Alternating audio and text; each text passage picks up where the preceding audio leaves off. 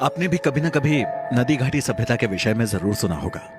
घाटियों के बारे में कहा जाता है हजारों वर्ष पूर्व मानवों के द्वारा बसाए गए वे नगर जो नदियों के किनारे बनाई और बसी मानव सभ्यता की गवाही देते हैं। सामान्य घाटियों को तो सब पहचानते हैं, पर क्या आपने कभी रहस्यों से भरी घाटी के बारे में सुना है? कोई भी वस्तु या स्थान तब तक रहस्यमय नहीं होता जब तक उस जगह या स्थान पर कुछ रहस्यमय घटना घटित नहीं होती।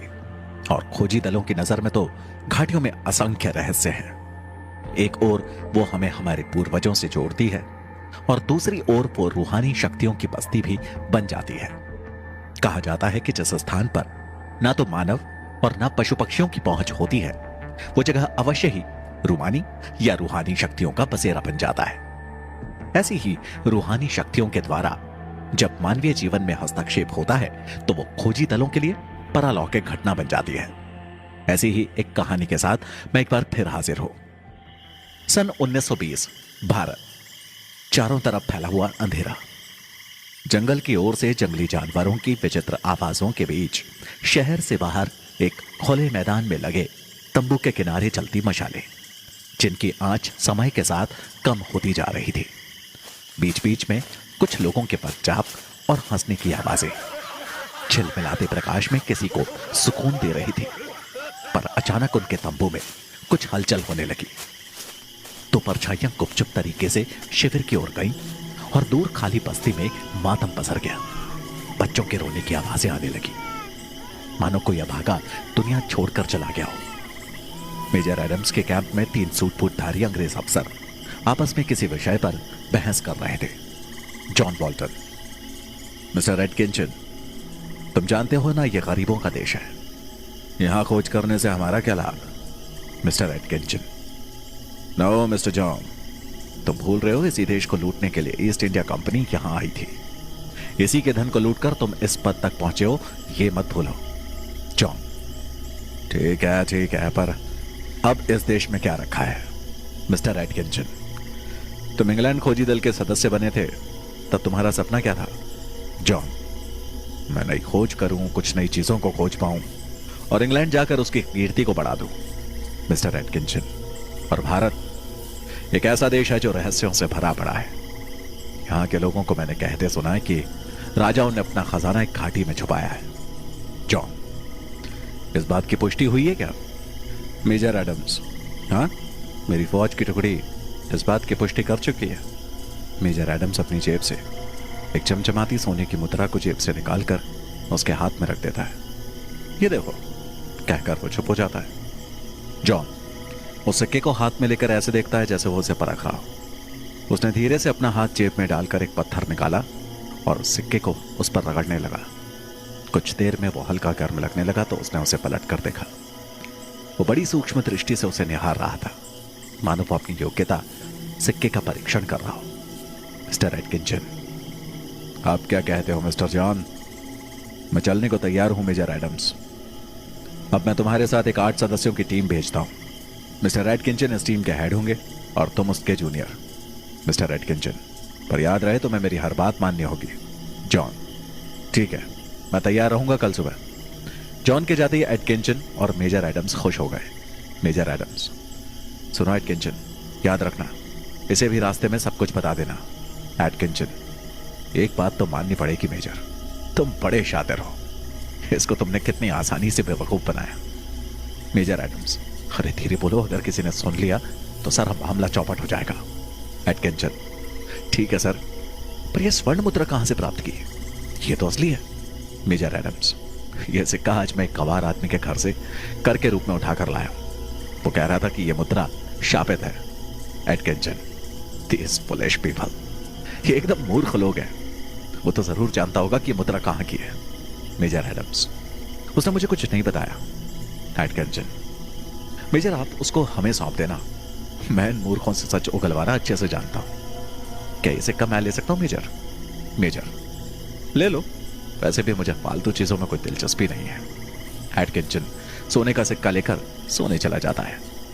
जैसे जैसे वो अपने शिविर की ओर जाता है, उसके मन में अंधकार छाने लगता है।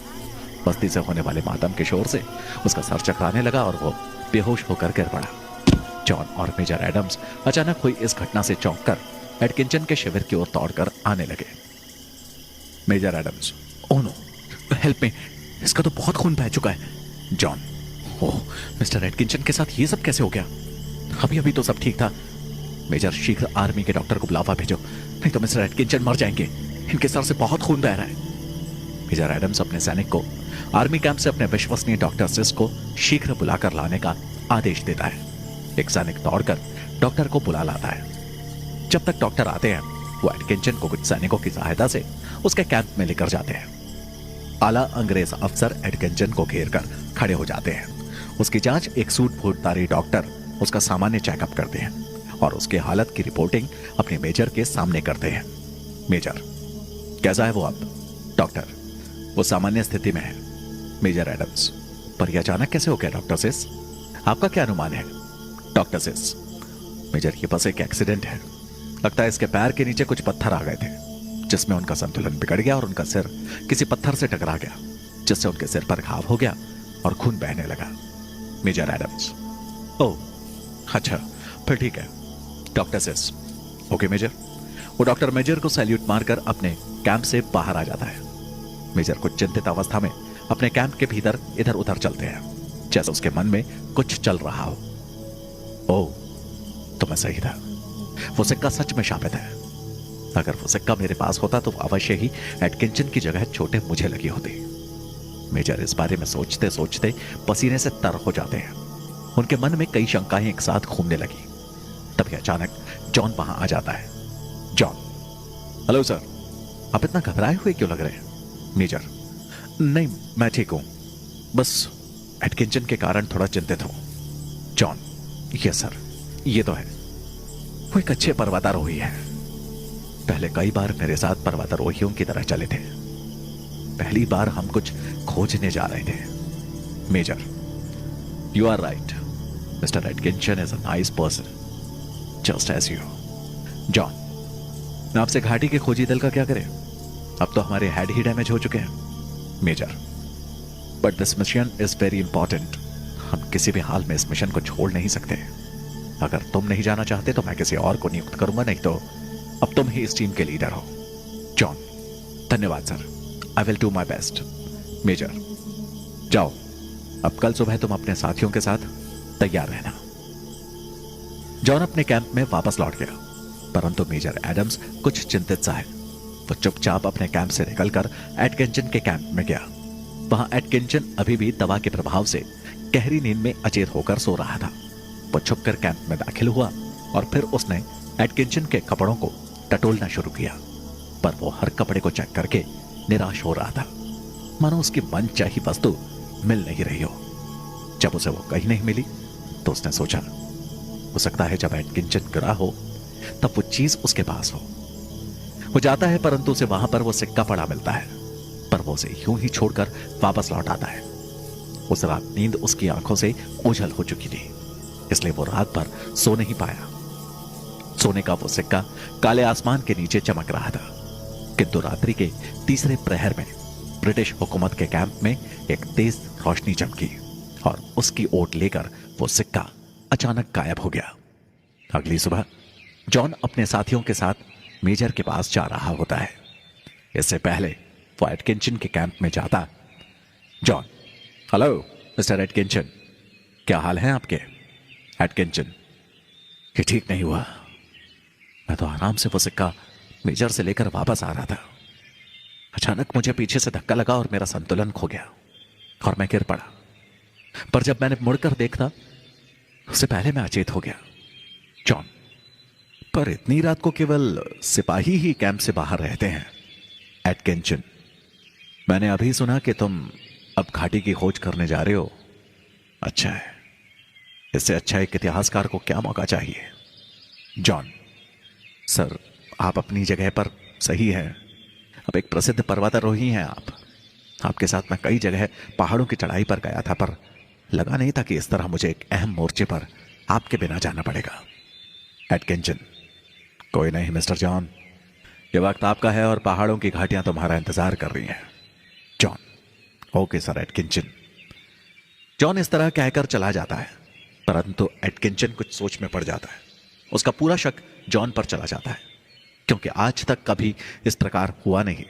एटकिंचन जिस मिशन पर जाता था वो उसमें सफल करके ही लौट आता था, परंतु अचानक उसे याद मेजर एडम्स का वो कथन आया, ये एक शापित सिक्का है। एटकिंचन उसे अपने कपड़ों में खोजता है, पर वो उसे नहीं मिलता।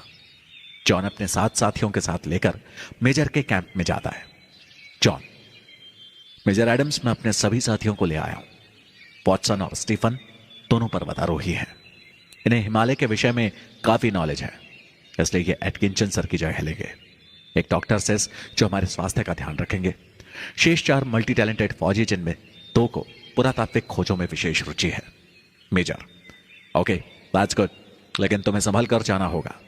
जिस घाटी को हम खोज रहे हैं वो तमसा नदी के तट पर बसी मानव सभ्यता के अवशेष मिलने के पूरे चांसेस हैं। जॉन, ठीक है सर, अब हम उस घाटी को हर हाल में खोजकर ही वापस लौटेंगे। हम चलते हैं उस घाटी की ओर। जॉन अपने चुनिंदा साथियों के साथ कैंप से घाटी की खोज में निकल पड़ता है। जॉन के जाने के बाद एटकिंचन सोचने लगता है, आखिर वो सिक्का काया कहां। एटकिंचन अपने कुछ सैनिकों को सिक्के की खोज में लगा देता है, पर जब वो कहीं नहीं मिलता तो एटकिंचन अपने मेजर से उस गांव का पता पूछकर निकल पड़ता है उस रहस्यमयी सिक्के की तलाश में।